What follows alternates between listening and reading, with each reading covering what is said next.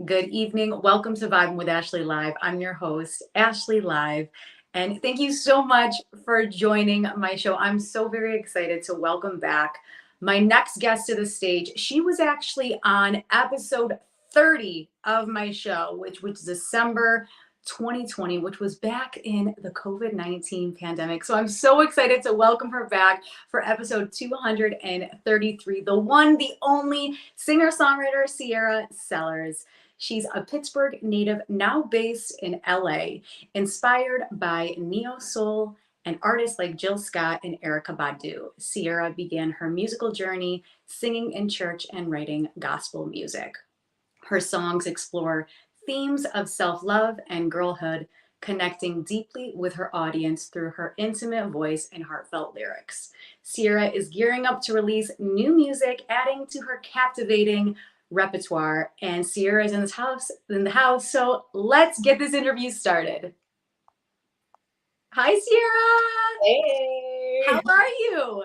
I'm good. How are you? I'm doing well. Thank you so much for coming back on the show. Because, like I said, the last time you were on December 2020, which, girl, that has been too long for us. Yeah.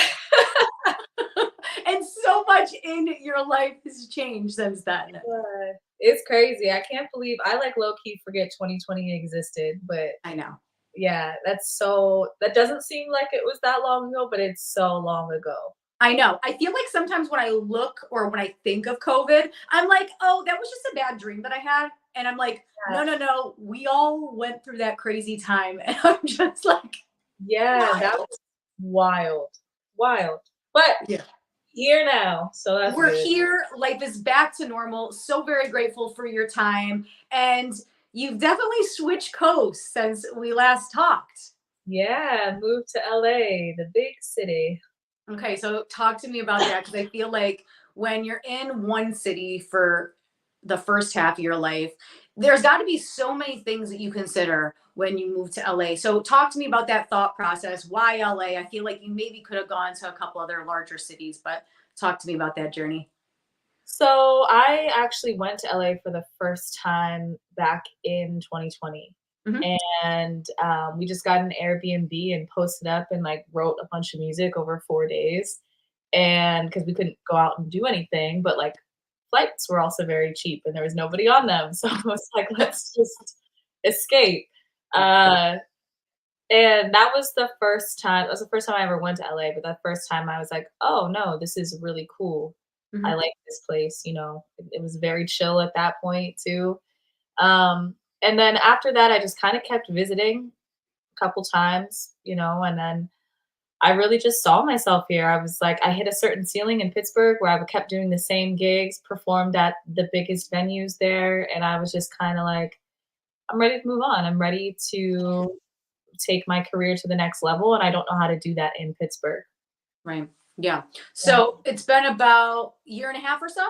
hmm So, okay, tell me about that journey. Like, what was that first month like in LA for you? Were you like, was it like culture shock? Were you like, oh my God, I can't believe I finally did this? I Well, there were 2 things. One, just in general, like, looking outside and seeing palm trees instead of slush, I was like, "What did I do? Where am I? Was this real? Can I actually do this?" And then have you ever seen the movie Clueless? Yes. You know the scene where they're about to go on the freeway? Yeah. That was me driving in LA for the first time. I would try to avoid the freeway. I asked everybody that I knew that lived here, I was like, "Do you have to get on the freeway when you're driving here?" Because, like, I just envisioned that scene from Clueless, and Hmm. I wanted to practice driving to my day job before my first day to, like, see how long it would take so I wouldn't be late or anything like that. Yeah. And it took me on the freeway, and I remember, like, taking deep breaths and being like, "It's okay. It's just 4 lanes. It's okay." Everything's gonna be all right. So it was definitely just like intimidating. Intimidating is a good word to describe the feelings and what I thought of LA. And now that I've been here, I still have moments where I feel intimidated or nervous, but um, yeah, now that I've done it here, I feel like I could go anywhere. Yeah. I think you could too, because I feel like once you conquer a big city, it's Mhm. just one of those things you like, there's a level of confidence that you feel, right? With each passing day. And you're like, I got this. Yeah, I figured it out once, I can do it again. Yeah. Exactly. Exactly. So talk to me about what life is like for you in LA now. Like you said, you still have your day job, right? Mhm. So my day job back in Pittsburgh, I was a program coordinator for, childcare, so I ran after school programs for YMCA. And then Mm-hmm. out here, I'm a behavior interventionist or behavior therapist for children with autism, so I work one-on-one with kids with autism Hmm. to, help build certain skills so that they can, be more independent and, equipped for this world. Yeah. But that on top of still doing gigs, still singing in bars and restaurants and any little thing, writing songs. There's more opportunities to write songs out here for other artists, which is something that I really want to do for real. So my life just looks like getting up at like 7:30 in the morning and not getting home until like 1 a.m. and then doing it all over. Every night. It's just like it's a party and you're exhausted, but you work through it. And it's not every single night, but there is a different kind of pressure Mhm. now because I don't have like, I'm not financially comfortable living here. So, Yeah, like, if I'm not working, why am I here? And why did I move across the country away from my family and friends if I'm not getting after it, you know? totally. And that makes sense because it's like, yeah, you moved across the country to pursue your dreams. And it's like, yeah, I feel like in a bigger city, you have to hustle. There are so many people that are just straight up, sometimes just full time musicians and don't have the day job and take that risk. And then there's people that are juggling multiple jobs, but still gigging and still going to the studio. So I feel like that's just like, it's hard to juggle, but it's like you do it because you love it. Oh, yeah. And it's crazy out here too because one time I got a call for a gig and I didn't answer within like 5 minutes and I didn't get the gig because somebody else answered. So Wow. it's like you have to jump on these opportunities because there's everybody out here who's not from LA moved out here to be in entertainment or the industry or whatever, Yeah. so as much as I think that I'm talented or whatever, there are 100 or more other people out there who are just as talented, if not more talented, trying to get the same work. So you have to just kind of like say yes and figure it out later. Like I got asked to do background vocals, and I was like, yeah, Mhm. I don't know how to sing background vocals. I got to figure it out.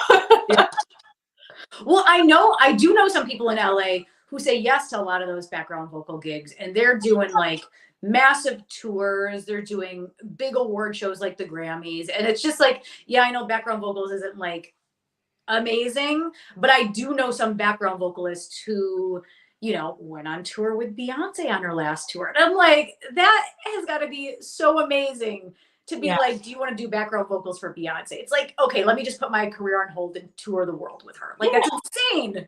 insane. And it's just another way to make this dream work. That's one thing I really love about living in LA. Yeah. And when I was in Pittsburgh, I just thought you got like a record deal or a publishing deal and you were just an artist and that's it. Out Yeah. here, I'm doing session work, I'm gigging in restaurants and bars, I'm writing songs. Like there's so many different ways to make money. I'm thinking about taking acting classes, like, because why not? Yeah. Might as well. I feel like out there, there's so much opportunity. And you're right. If the opportunity's there and someone's like, oh, hey, do you want to do this like sitcom? You're like, sure. I Yeah, mean, I know that might not be the dream for you, but you're like, yeah, sure, whatever. yeah. I mean, like, why not? I don't, especially for me with acting, I don't have anything to lose because this was not a major dream of mine. It was just something always that I was like, "Oh, yeah, that'd be cool to do someday," and, like, learn about it, and Of if course. it doesn't work out, cool. Yeah. At least I did it. Yeah. I like that you have that attitude about it because there are some people that are so wanting to be an actress and they're just so upset if they don't get a part or, anything. Where it's just kind of you're like, yep, I'll just take it as it comes and I'm here and I'm enjoying the ride. Yes. That in music now, I am like that. In In music, music, you will be in upset. I music, I get will it. cry myself to sleep for sure. For But I feel like the rejection, right? I feel like there is a lot of rejection in music because there are so many people vying for the same spot, right? So how do you deal with that rejection in a big city like LA? Um, I don't really see a lot of rejection, like, I don't really hear a lot of rejection, but I know that I'm getting rejected, Mhm. and a lot of it has to do with social media. Yeah. Um, it's not I'm 29, like, I grew up with social media, but, Instagram was just becoming a thing, I think, when I was in high school. Mhm. So, and even during the pandemic when everybody really started to, flourish on TikTok and all these platforms, I kind of still rejected it. I was like, I don't enjoy this aspect of things. Now I feel like I'm finding how to relate to others on social media.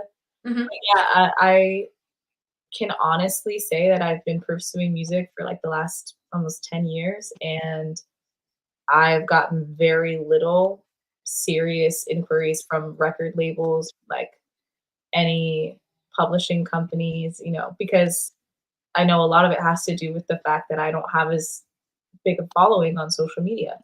Mhm. And Yeah. I get why that's important, but it's tough. It is really hard because then you see people that have, you know, a million followers or hundreds of thousands of followers, but they can't do what I do or other, singers that are really out here singing do. Like, I went to a friend's show. Can you come up and sing the song on the spot? Sure. No rehearsal, no anything.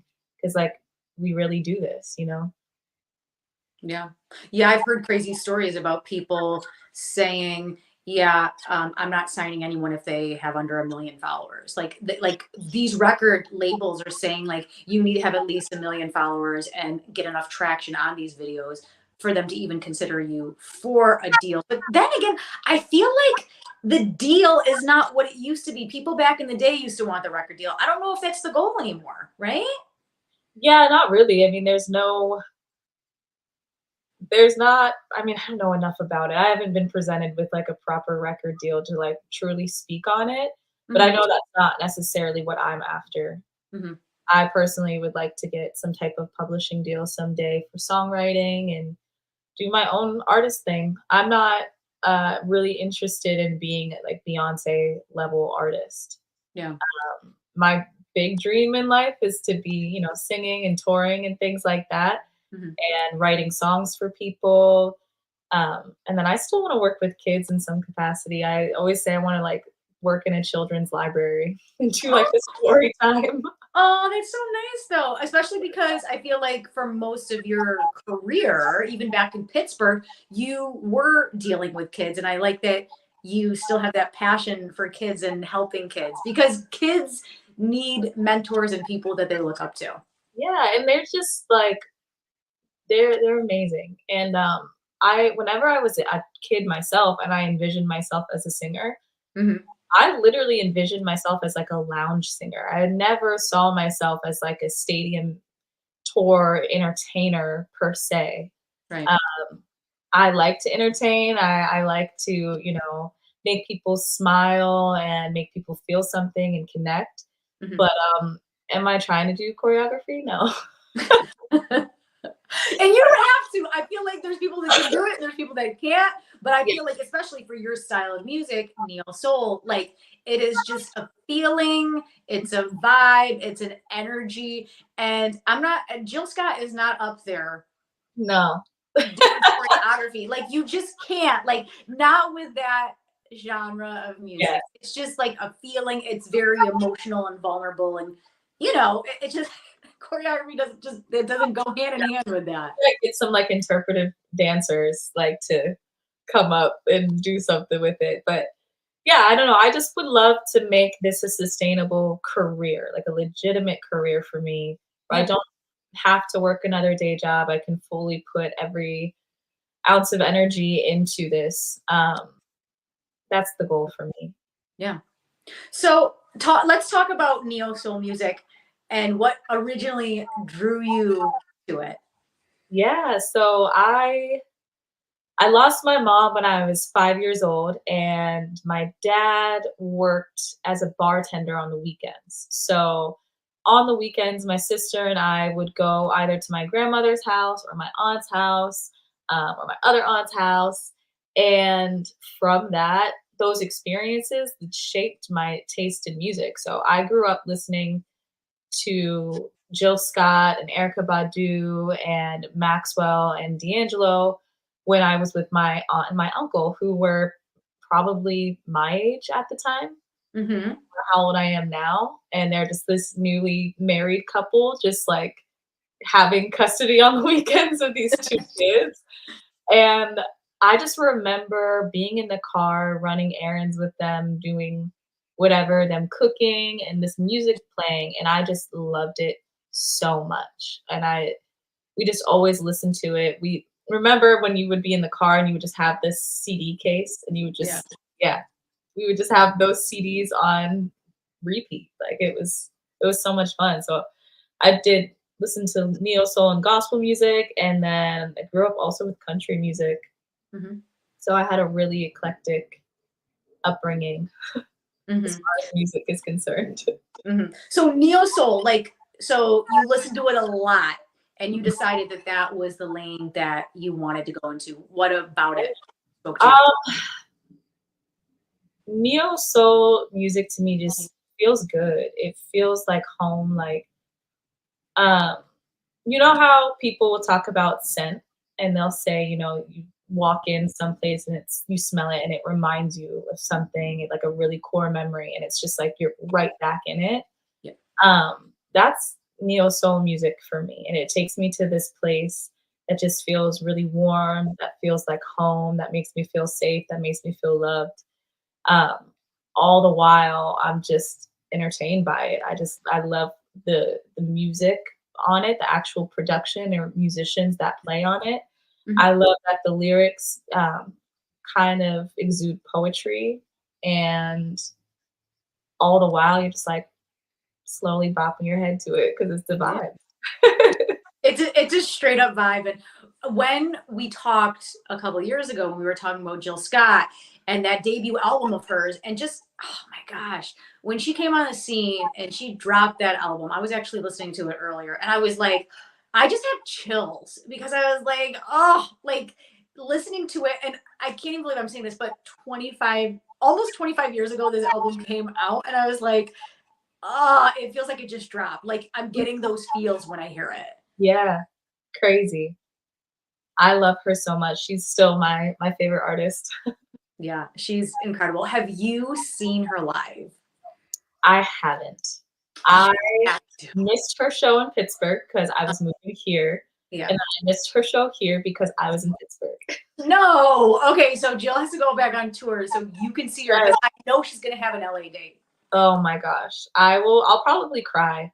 I had a gig out here, I don't know, maybe like 2 months ago or something, and the pianist on the gig worked with her Mm, and toured with her, and I didn't know that.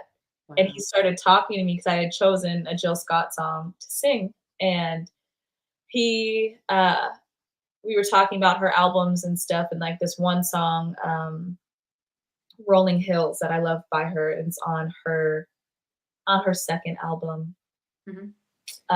Light of the Sun album. I think it's maybe her third or her fourth. He co-wrote that record with her, and I was like, tell the truth and shame the devil. Like, no, you didn't. And he was just talking to her, or talking about her like so casually. And I was like, no, you don't understand. I'm gonna cry. I love Jill Scott so much. And that meant so much to me. Reason why I love living in LA. I got to sing with the guy that worked with Jill Scott. Yeah. Not only that, I mean, he's worked with countless other artists who are extremely talented, and he himself is extremely talented. But like, to get that close to Jill, I was like, Yes. I mean, it was kind of like it was supposed to be. How yeah. did you hook up with him? I just got asked to sing that night by the gentleman whose band it is. He's like, "Do you want to come up and sing Yeah. 2 songs?" And um, yeah, he was just playing that night with them, and then we were just talking in the green room before the show, after the sound check, and I think they told him that I love Jill Scott. I just like gush about her every gig because I always cover her songs. That I'm just like, Yeah. do y'all know Jill Scott? More and Yeah. more, the crowd is like, yeah. Before people were like, I'd be like, oh my god. I love that you had that moment with him, though. That's so amazing. So you didn't find that out until after you played with him? Yeah, not until after sound check.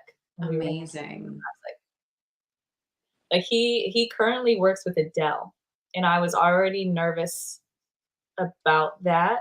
Yeah. Nervous with all of these musicians because like I could name drop like who they work with all day, like, and that's intimidating. But Right. being singing with these musicians who are just unbelievably talented is more intimidating to me than, who they've earned to work with. You Mhm. know, they've earned those jobs, they've earned those opportunities, and they've earned them for a reason because they're amazing.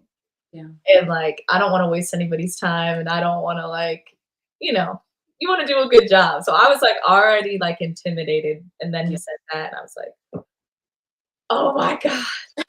I'm sure he liked that though, because like their careers, right? They take them in such different directions, and especially being in LA, you're able to have moments that you would never have in Pittsburgh, Oh yeah. right? Like I'm sure you have just like the craziest, wildest stories of like, oh, I just happened to be in this restaurant, or I was talking to someone and they mentioned this, and I was like, oh, that's really, you know what I mean? Like I feel like you have moments like that all the time.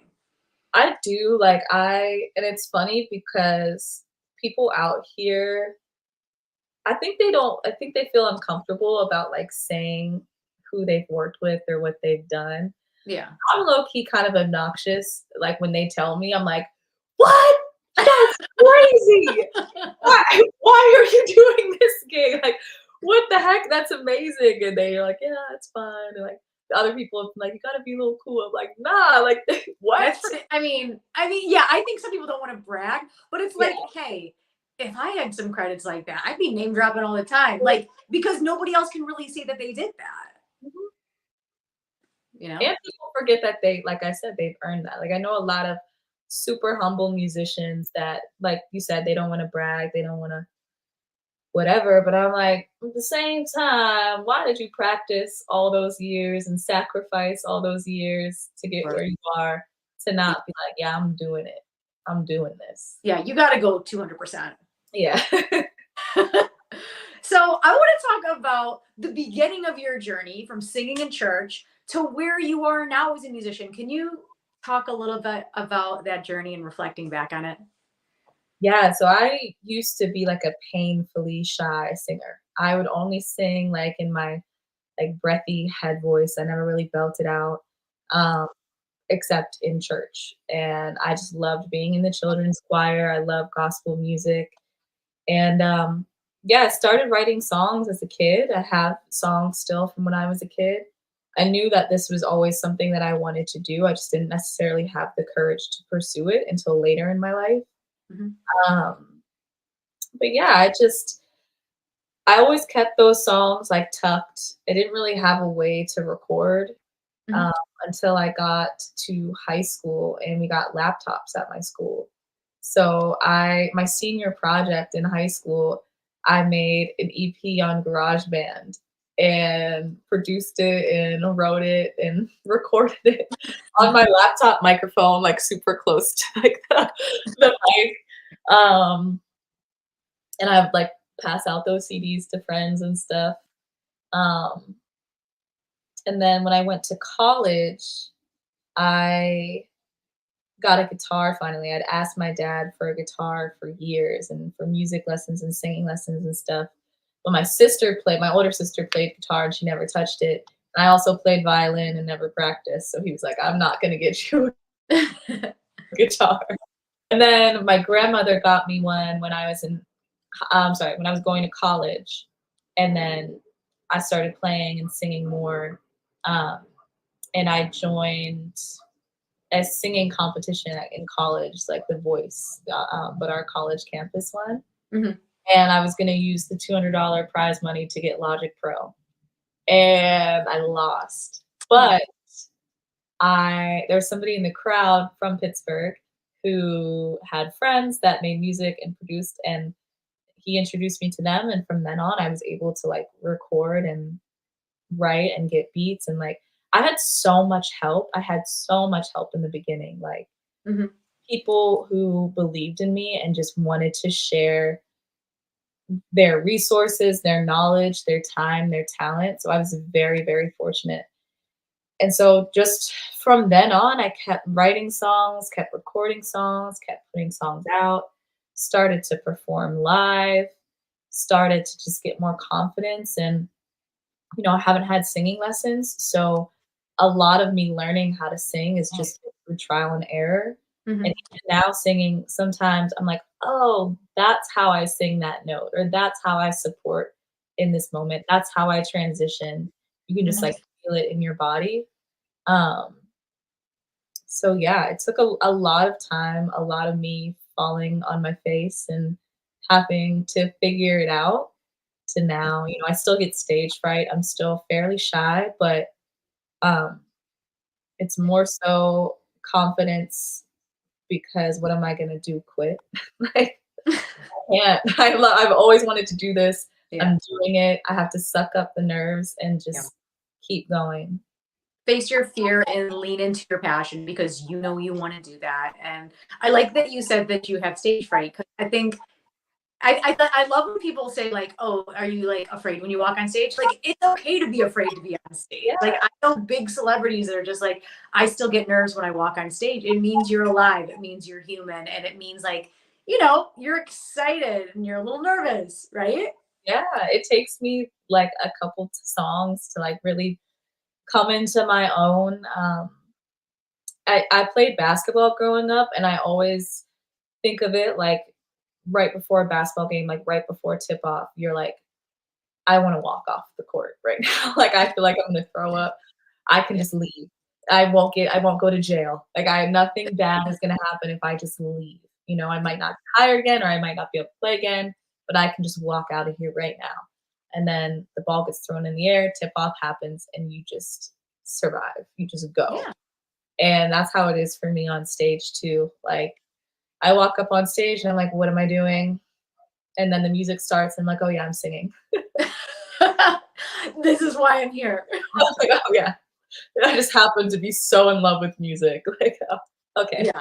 remember And I now. love that you had people that support you and rally around you and want to help you. I mean, like when I reached out to you a couple years ago, like during the pandemic, I saw something in you. I was like, no one is doing what you're doing. And so I was so thankful that you talked to me during such a crazy period in our lives, right? We're in this once in a lifetime pandemic. And I had reached out to you. And I remember you were in Pittsburgh at the time and we're in our houses and we don't know what the heck is going on. I mean, remember 2020? What a wild year that was. Yeah, that was like it was crazy too because I had all of this stuff planned. Like I had this little no, not big by any means, but like I had a little tour planned. Yeah. Was starting to gain some traction. I was named NPR's one of NPR's artists to watch, Yeah. and then the world shut down. Mhm. And it was like, okay, what do I do now? It was How wild. do I navigate this now? And honestly, like at that point, I needed a break. Like I felt like I was breaking down. So there was this like fear of like what's going on in the world, but then there was also this relief of like, okay, I don't have to be on right now. Like Hmm. I can just stay home. Like I don't remember before that time when I just like stayed home and watched a movie. Yeah. And it taught me balance. It taught me, to sleep when I'm tired, to eat when I'm hungry, and it's okay to meet those needs. Because, before like I can't stop. Like no, Mm. I need 8 hours. I don't know about you. I do too.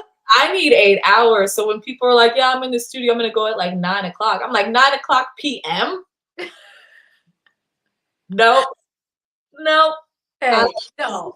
Yeah. You have to listen to your body. And I know what you mean about balance, right? Mhm. Because watching TV, watching a movie, sleeping, going for a walk, I think it's like those things that people did like took for granted, and then they started doing them more during the pandemic. Like I watched the entire series of Desperate Housewives from start to finish. Like I was clocking like 7, 8 hour episodes a day, like Yeah. 7, 8 episodes a day. People are like, "What are you doing?" I'm like, "I'm watching Desperate Housewives. We cannot talk right now." Yes. Yeah.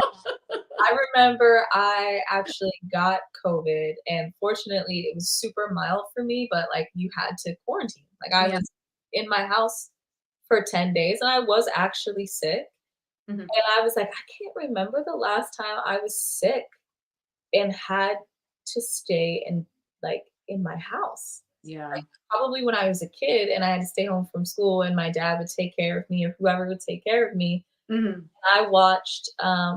I think I watched Schitt's Creek for the first time, that TV show, Yeah, yeah. and I haven't, audibly laughed at a show prior to that for years because I wasn't watching shows, and I was like, Yeah. "This is amazing, like, where is this kid?"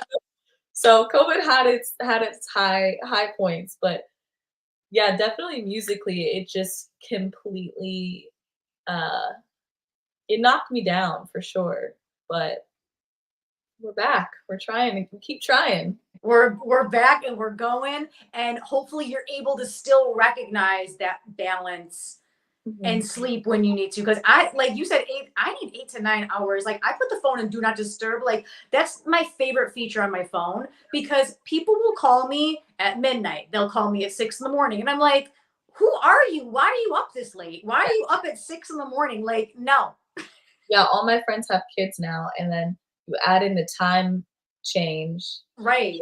So I Like, get text messages and phone calls at like 3, 4 AM. no. I'm like, "What?" Yeah, and if my phone's not in do not disturb, it would wake me up, because I'm in like group chats with people, and sometimes when people get really excited to group chat and they'll send like 3 messages at the same time, and it's like ding ding ding. I'm like, oh my gosh, no, not at 3 in the morning. Yeah, exactly. Go to sleep. Go to sleep. I need my sleep. Yeah.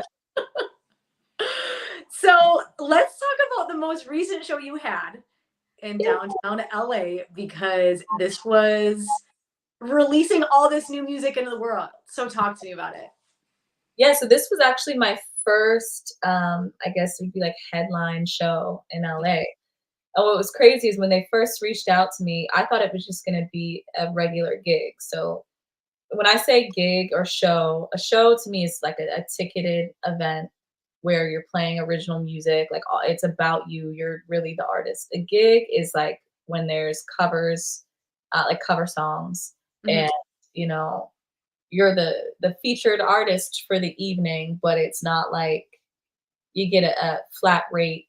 It's usually at a bar or a restaurant. You play for like 2 to 4 hours. Mhm. So I thought this was like that, like a gig. I was going to be playing, whatever, and get a flat rate for the band. No, this was a ticketed show, and I was like, "Ugh, I don't think I'm ready for that in LA to sell tickets," because even living in Pittsburgh and being a part of the scene for years, it's really hard to get people to come out. It is Yeah. really hard to gain fans, like Mhm. people to really connect with you and your music Right. enough to buy a $10 to $20 ticket. Mhm. Um, so I was like, you know what? I'm just gonna treat this as like a first listening party to my new EP.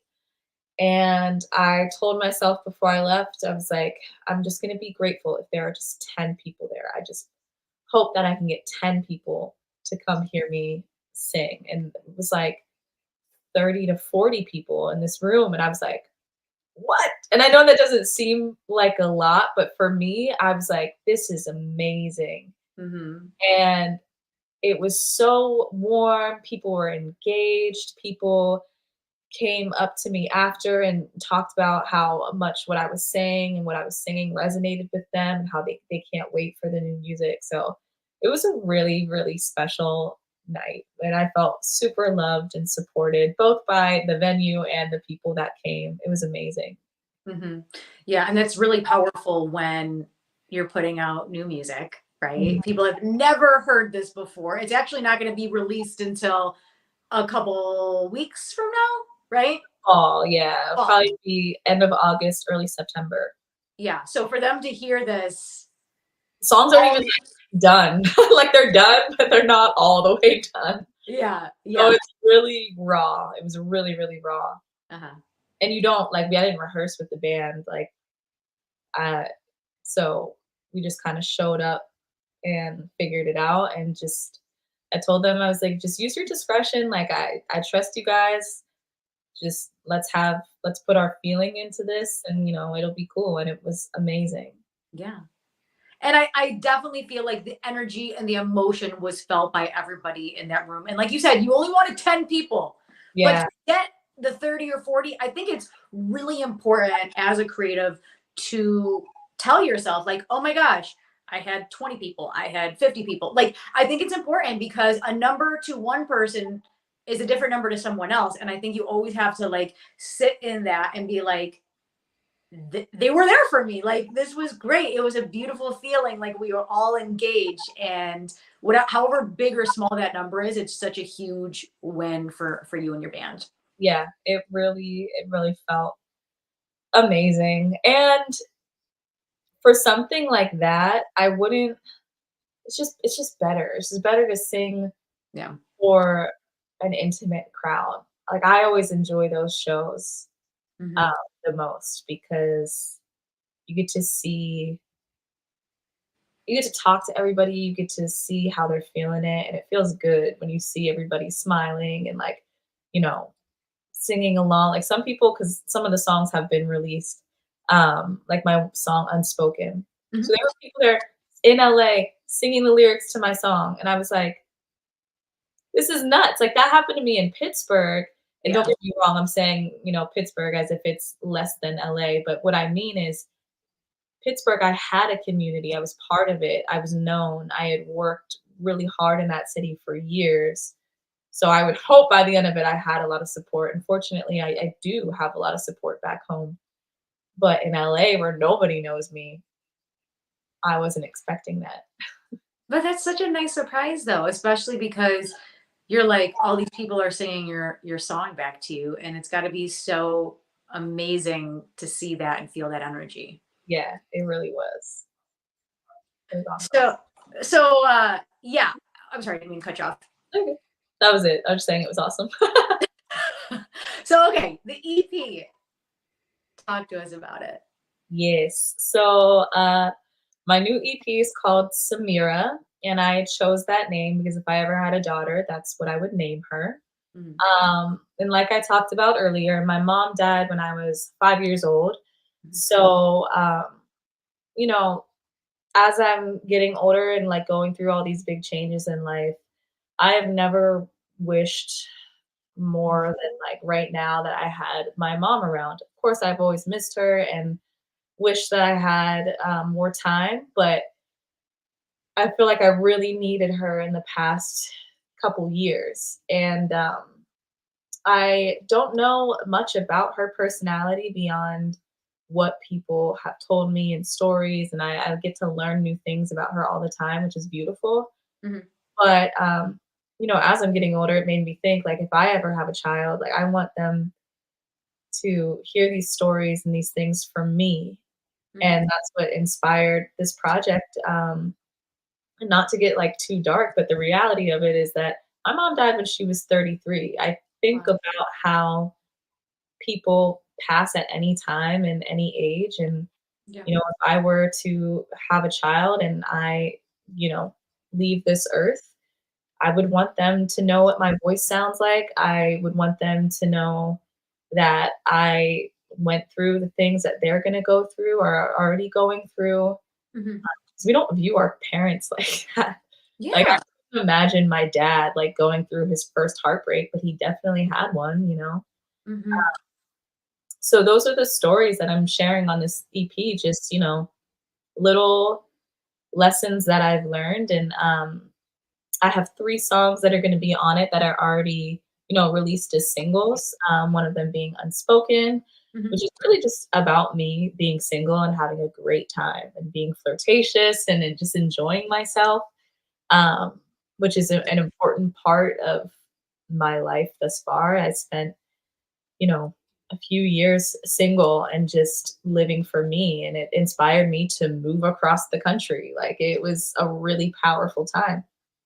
And then I have a song called Better, which I is out also, and it just talks about how in whether they're romantic relationships or friendships, like you can't be dependent on the approval or the feelings of other people when it comes to how you view yourself. Mhm. So that's what that song is about. And then I have a song called Alone, where it's honestly dealing with some BS in a romantic relationship, and you don't have to stick around and deal with that. And like, I wish that, like I said, my mom was around to have been able to put me on game about that, because I stayed in a relationship before for far too long. Yeah.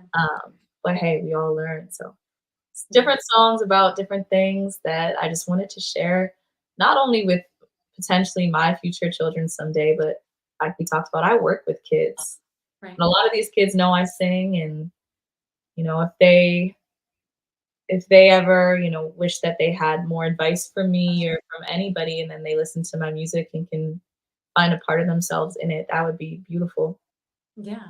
And thank you for your vulnerability when it comes to your music, because I feel like, whether it's a good relationship, it's a bad relationship, like, I think your music, because it's so honest and vulnerable, people can come up to you and say, "Oh my gosh, that song, it made me think of this. I Yeah.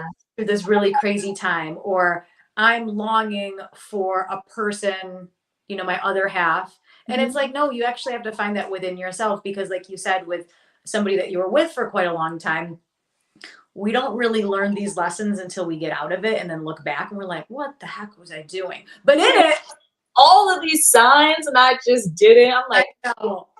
I know, but the thing is, you had to go through that, because I look back at some of my like relationships and situations and friends and whatever, and I'm like, I hate that I went through that, but like now I know red flags to look out for, and not because the thing is, people can say, "Oh, don't do that," or "Don't go out with that person." You're like, "Yeah, yeah, yeah," but like maybe you have like this energetic pull to them, and you're like, "But I need to like explore that," right? But sometimes you got to go through that craziness and BS, and then you're coming out the other side, and then however much time you're looking back at, you're like, "Oh, I was in that for way too long, but yeah, I know to never do it again." exactly, exactly. And I'm very grateful for those lessons, for that exact reason, like just Yeah. being more equipped. And like, I was actually with my little cousins back home like a few weeks ago, and they really loved, this guy I was with, back in the day. And I never told them what happened because they were kids and they Yeah. idolized him. And honestly, this guy wasn't a bad guy at all. Like, he Mhm. didn't do anything horrible. But I finally told them like what happened, and I was like, and I didn't give him another chance because I had learned from a previous time that I couldn't do that. I couldn't keep letting people treat me however they wanted to treat me. Like, so that's why that relationship was cut off real quick, because Mhm. I had to honor myself and respect myself to not tolerate that ever Yeah. again. And And that's I oh, yeah, no, and it sucks that you went through that, but now you're like, now my boundaries are like set. yeah, Because a couple years ago people weren't talking about boundaries, but now it's yeah, boundaries, boundaries, boundaries, right? And it's like, what are your boundaries? What are you willing to accept? What are you not willing to accept? Like, I think it's amazing that people are talking about boundaries now, because so many there's either people that love boundaries, and then there's everybody else that doesn't respect them. yeah. And like what we were talking about before, when moving to a new city and you're like, "Oh, I've done this before, I can do it again." Yeah. With every difficult time in our lives, like, it doesn't make it easier, but, you know, if you've gone through something and then you have to go through it again, like ending a relationship, ending whether that's a romantic relationship or friendship or whatever, Yeah. professional relationship, moving on from jobs, like that's hard. People don't talk about that either. If you've been at a Yeah. job for years and then you have to cut ties with that job, like it feels like a breakup. It's It does. hard. I But know. once you do it, you know that you can get through it and you know that you'll be all right because you've done it before. Yeah, and that's powerful because, right, when you're going through it, it sucks so bad, and you're like, "Oh my gosh, this sucks so bad." And then a couple months go by or a year or 2 go by, and you're like, "But that's why it was supposed to happen because it's supposed to teach me these lessons and make me a stronger person." I remember my first heartbreak vividly. And I remember being like, how am I ever going to love again? Like Yeah. 15. And I was like, what? I'm never going to get over this. He is going to be the one that got away forever. Like, I'm never going to love anybody. Yeah. And then I just am like, oh, that's so sweet that you thought. So cute. Well, yeah, because it's your first one, so you're just like we all think that that first person is, like, the Yeah, and one I we're wasn't gonna. really in love. There was no relationship to even have a love, like, I just Yeah, had a crush on him, really is what it was. But it yeah, was so funny. I think about that. I'm like, "Oh god, I really thought my world was over." Mm. I know. But here you are now, and the thing is, it's kind of like when we go through difficult times, whatever it might be, it's like, it might suck right now, but, like, in 6 months, it's not gonna suck like it does. Yeah, Like, it's gonna be a little bit easier. Like, I'm not saying you're never gonna feel that again, but it's gonna be you're gonna be able to look at that and be like, "That sucked really bad going through it, but now I can laugh about it, I can learn the lessons, and I can be like, red flag, ooh, boundaries,' or we're never gonna go down that route again." yeah, exactly. Mhm. So, talk to me about the new song. It's coming out June 10th. What can you tell us about it? It's called Dot. I wrote this song on my lunch break at No. work in the car, and, a homie out here who he's a bass player, and we've gigged together a lot. He just sent me some beats, and I just opened this one up, and I just immediately like started freestyling on it. And it started out really as like a freestyle, and then I kind of like honed a little story behind it. And I really tapped into me being a people pleaser with this song. And one Mm, of those lessons of one day, like, I mean, not for everybody, but one day for me, it just clicked that I don't have to make myself uncomfortable to make other people feel comfortable. mhm. I don't have to be mean, but I Yeah, don't have to go so far out of my way to be nice to people that aren't reciprocating that same energy. right. And there were 2 stories, like, well, I guess memories that came to mind when I was writing the song. And one of them being, I was talking to this guy, and he, um, he wanted to come out for my birthday or something, and I was like, "Yeah, you can come out, whatever." And then he started to pick a fight with me, and I Mhm. just was like, "Ew." Like, I don't know what happened. Old me would have been like, "Oh, I'm so sorry if I upset you. Like, I'll come out and find you," because I would have felt bad. But in that moment, I was like, "Bye." Didn't talk Yeah, to him again. I was just like, "Yeah, this is really annoying to me and very immature, and I don't have to deal with it. I don't have to talk to you. I right. don't have to explain why I don't wanna talk to you." So in a Mhm. way, I kinda, like, dogged him because I kinda ghosted him and, whatever, but I was just like, "I don't have to do this." You Like, do not have to put up with that BS, because seriously, and I know what you mean, because for those of you guys that are watching, we're both Pisces, and if you're a Pisces, you know what we're talking about. But because you and I are Pisces, I know what you're talking about. There were so many times in my life that I just said things and let people walk all over me because I didn't have a backbone. mhm, And I was just like, I can say the word no, and it's a full sentence. mhm, So, like, the past, like, 2 or 3 years, people think I'm, like, rude. I'm not rude. I swear to you, I'm not rude. I just say the word no. Or Yeah. like when someone wants to go out to lunch and like I just don't want to, sorry, I can't. Yeah. And I think it's amazing that you're able to tap into that because you're not being rude. You're not feeling it. There's something in your body that says, um, you're acting like a little bitch boy. You know what I mean? Like whatever he was doing, I don't know what his problem was, but like I'm like, that's like, no, you're gonna come all the way across the country and then act like that.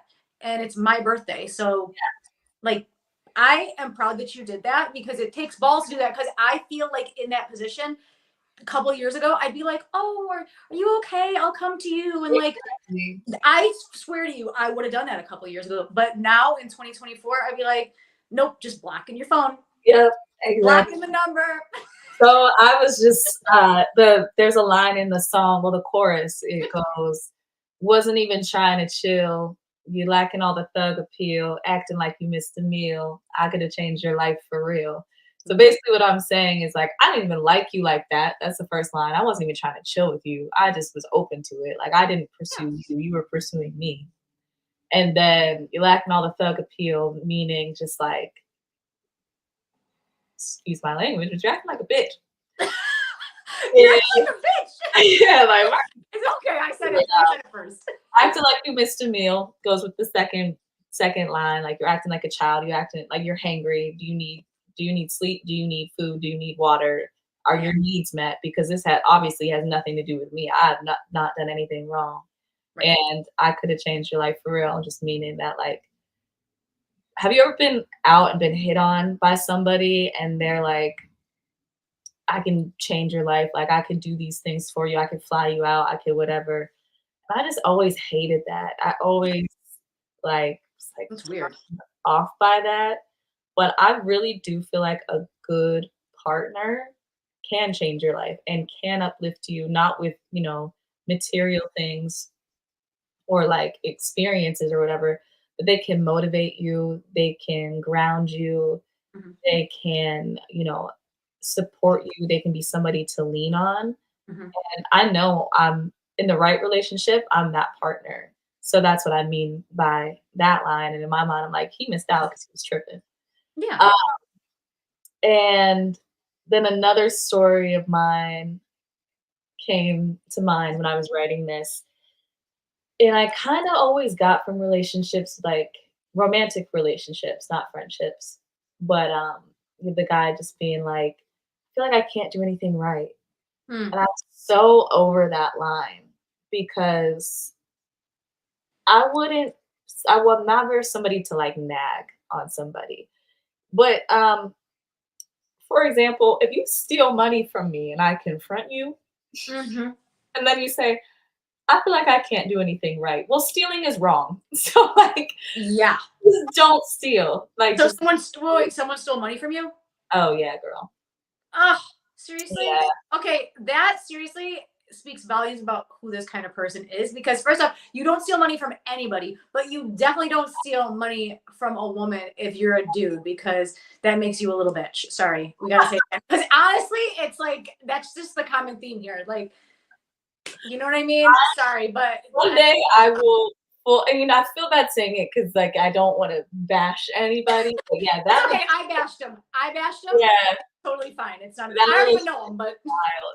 But it was so funny because, he in that moment when he said that to me, so I feel like I can't do anything right. I was like, "Did you ever think it's because you keep doing shit that's wrong?" mm, We both just started busting out laughing because yeah. he knew he was just trying to manipulate, and I called him out on it, and I was just like, "You're wild." Like, I don't even want any beef, but it's just like, Mm. dude, come on. You think that I'm not gonna say something when you do something wrong to me? You got to call people out. You got to because the thing is, if you don't call people out, then they think they can get away with it. And then if you call them out, and they're like, "Oh, I'm so sorry." Like it takes a real person to actually apologize and be like, "Oh, I messed up." But like if you call them out, the way that they respond next will tell you volumes about who they are. Yeah. So in the second verse of the song, I put that line in there. Just can't do right, then don't do wrong. Mm. Um, and I just so the song was about how I've had to dog people because whatever, and how I've also been dogged by Yeah. people. Like I've been mistreated. I've been um, whatever. And yeah, I'm just really excited for it because it's kind of a lighthearted way to talk about how like sometimes we interact and treat each other for Yeah. different reasons. And Hmm. then the other dog line in there is your bark don't bite, meaning people the way they used to talk to me used to really bring me down, like, or if it was negative, or really uplift me if it was positive. And it goes back to that theme of like I cannot continue to live my life feeling how I feel based on what people say to me or about me. I can't let it affect me the way that it used to. Hmm. So the whole idea of like your bark don't bite, you don't phase me. You can't dog me because I'm not going to give you that power to do so. Yeah. So that song comes out June 10th. Oh my gosh, I want to hear it right now. Like I'm so excited for this now. I'm just like, whoa, wait, you just dropped some bombs right there. And Yeah. now I mean, it's a couple days away, but like I'm ready for it. Mhm. And the first line of the first verse too is, which I'm sure just based off your energy and your personality too, it's like, the first line is "Stay talking shit till rent is due," and I just feel like you're the type of personality you probably had people in your life, and you could correct me if I'm wrong, who will, like, either talk shit or, like, not show up until they can get something from you, Yes. and that's what I've experienced too, where it's, like, real quiet, and then something big is happening, and all of a sudden, people are hitting me up or people are responding, Yeah. and I'm just kinda like, "Oh." That's yeah, Yeah. like you're not real. Like I just want to be around the genuine people. Yeah. And I mean, because I can smell the BS from a mile away, but I feel like you can too now. For the most part, I can. I would say that I still have a little life to live because I've definitely been finessed still. Like, to be very honest, I don't have it all figured out, and I'll just be like, "Oh, that person's so nice," and somebody like, "That's because they want this from you, or that's because of whatever," and I'm like, "No," and then I find out that that's true, and I'm like, Oh, I know. I know. It's a harsh reality to face, but that's gonna lead me to my last question, which is how do you balance the demands of creating deeply vulnerable music while maintaining your own mental health? "Oh." It's really hard. Not only, like, my mental health, but, my my privacy. Like, I definitely share, lessons and personal things, but these things happened years ago. I don't share them when they're happening when I'm going through it Hmm. because it's too much. But with this project, for the most part, is all present. Like all these songs were written within 2 years. Wow. So it's kind of like a first for me. Usually the music, I hold on to it and then release it when I feel like I can actually talk about it. Hmm. And there are two songs on this project that touch on mental health. The first one is called Butterflies, and the butterfly I use as a metaphor for nervousness. Like you get butterflies in your stomach, Hmm. and I talk about in the song how those nerves, if you allow those nerves to manifest into self doubt and anxiety, Hmm. how that can block you from your blessings. So, one of the lines is in the song is, "All of these butterflies seem to find a way to my mind, convinced me I couldn't fly, but told me it would be all right if I," and then I talk about saying, didn't go too far. If I didn't move to LA, because part of the reason I didn't move to LA for so long is because I didn't think I could, because I was afraid of it, and then I let that fear turn into negative self-talk and self-doubt, and, like, I'll only be able to be successful in Pittsburgh. If I can't sell tickets in Pittsburgh, how am I gonna sell tickets in LA, or how am I gonna do this or whatever? Hmm. You just can't live like that because you never know what's gonna happen. It took me years to get 30 to 40 people to come out in Pittsburgh, and I've been here a year and a half, and I did that on Thursday. So, like, that's beautiful, and I can do these things, Yeah.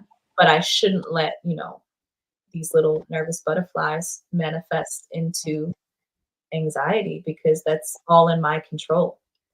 Um, and then I have another song where I'm more, for the first time ever, talking about, my mental health and how I've struggled. It's called Wicked. And it honestly talks about how I've had thoughts where I'm like, am I even important? Do I matter to anybody, or do I matter to myself? Mhm. Um, and ultimately, I've decided that I do, and that I Good. just have to try every day to, sit in gratitude and, resonate in joy, and um, keep trying. Because if I surrender, then I really surrender to all of that negativity and Mhm. hardship, and I don't wanna do that. I don't wanna give up on anything in my life that, I love. And it's really, really hard with social media and also living in a city like LA to Mhm. remind yourself that you're worthy of the things that you want, because it constantly looks like people are successful and that people are successful in the ways that you want to be successful. Mhm. And with that, you naturally feel like you're failing. And Mm. it's something that I'm still actively working on, but I tell myself all the time to be happy for others and to celebrate others, because just because they are succeeding does not mean that I'm failing. And Right. sometimes, that's just jealousy. Like you don't Mhm. want to, so you see somebody, at a, I don't know, get signed to a label and or get this huge deal or going on tour, and you get jealous for a second, you don't want to like the post, for example, or you're like, that's cool, like, or you try to find something that's wrong with them. Mhm. And instead, I'm like, you know what? No, that's dope. And I can't wait to get there someday. Yep. Congratulations to them because they've earned it, they deserve it, and they're going to do well. And I hope that they continue to do well. And Mhm. this makes me so much happier Mhm. than to sit there and be jealous and feel like I'm a failure because they're successful. When in Mhm. reality, we can all eat, we can all. Yeah. There is room for everybody to have peace and blessings and success. And success to one person is a different form of success to another. So another person might say, like, I'm not successful until I make $1 million. Another person's like, I would be successful if I make $80,000. Like, you know what I mean? So we all have these different ways that we look at success, and especially with social media. A lot of this is fake because a lot of people don't want to talk about the real stuff. Mhm. And what we think one person is going through, they're probably going through much worse behind the surface. You know what I mean? Yeah, Yeah. definitely. Hey, you never know. Like, we all try to live this happy go lucky life in social media land, but we all go through stuff. Like, we all go through it. Just a lot of people won't talk about it. So, Yeah. And when I sang, that song, Wicked, live, I started crying during the performance because, I lost my grandmother earlier in May, mhm. and one of the lines is like, "I could really use a hand right now for reasons I can't stand right now," just talking about how, like, when, people reach out to you, like, over text, and they're like, "How are you doing?" We all just say, "I'm good," Yeah. when you're not. Hmm. Sometimes, like, I don't know how to tell people that I'm not good. I Hmm. don't know how to share that I'm going through it because I don't know if I want their help and I don't know how they could help me. So I Hmm. just say, "I'm good." But with losing my grandmother recently, I've just been able, and every burden has a blessing, because Hmm. had this not happened, I wouldn't get to this place. But when I'm having a bad day, I straight up tell people, "I'm having a bad day. I'm really going through it today, but I'm trying. I'm trying to get happy. I'm made the bed today, so we're better than yesterday." You Yeah. know? I, Um, I applaud you for doing that, though. I think it's important because you're right. Everybody says I'm good or I'm whatever. But if you say, like, I'm not really, like, I'm not great right now. And mhm. then like, let's see what that person says back. Like, do they not say anything, or do they say, like, oh, I'm here for you? Because I've noticed that some people are either they ghost you and they don't say anything, or they're just like, oh, here if you need anything, right? You can get that, like, you don't know which way they're going to turn when you say that. Yeah. And I really like it. I've been getting, like, some responses from friends like, "Hey, how can I show up for you right Oh, I now?" love that. I know. I appreciate that because I'm like, sometimes my answer is maybe just keep reaching out and just know that I love you. And if I'm not responding, like please give me that space and that Right. grace to not have to engage because I'm emotionally drained right now. And sometimes communicating is draining. Mm-hmm. So I appreciate that for the friends that have and family that have reached out and said something along the lines, all of my people have been so great and supportive through this time. And even in the venue, the stowaway, whenever uh that happened, whenever my grandma passes, when we were supposed to start like really promoting the show and like Yeah. I just let them know what was going on and they were like, take your time, do what you need you know, Mm-hmm. we look forward to having you. Like, let us know what you need from us. I really appreciated that from them because I definitely didn't have it in me to promote that show as best as I could, but they Mm-hmm. were so supportive through it all. So yeah. Yeah, kudos to them and thank you. Thank you for sharing that because that's really deep and going through the loss of a family member is so unbelievably difficult. So my condolences to you and I just love that how can I show up for you today? That's beautiful. No one's ever said that to me and I'm going to write it down. I'm going to write it down after we're done. Well, if you think about it, it low key takes the pressure off of you if you have to say to somebody, because like, Yeah. especially with something as heavy as losing a loved one, Yeah. Yeah. you don't really know what to say. Like, I grew up with faith and, we always say like, I'm praying for you. And to me, that means a lot because I believe in it. Mhm. But not everybody believes in it and not everybody wants to hear it. And, to just say something like that sometimes feels like an empty promise to people. Mhm. So, but instead, if you say, okay, like, what can I do for you? Not even do, but like, how can I show up for you as a friend? Yeah. Do you need space? What do you need? And if they say, I don't know, okay, I'll check in later and see if you know. Yeah. Simple as that. I personally love that. I love that too. Oh my gosh, to my fellow Pisces, Sierra. Oh my gosh, I feel like we could go on for another couple hours, but I'm not going to do that to you. I'm not going to do that to you. I think you're amazing. Thank you so much for coming back on the show. We cannot do another 4 years. It can't be 4 years I know. again. Sierra, thank you so much for your time, your honesty, your vulnerability. It was such a joy having you back on the show. And I'm so excited for the single to drop June 10th and the EP to finally come out. Please, please, please come back when the EP comes out and we'll talk all about it. And I know you'll have more stuff to chat with me about then.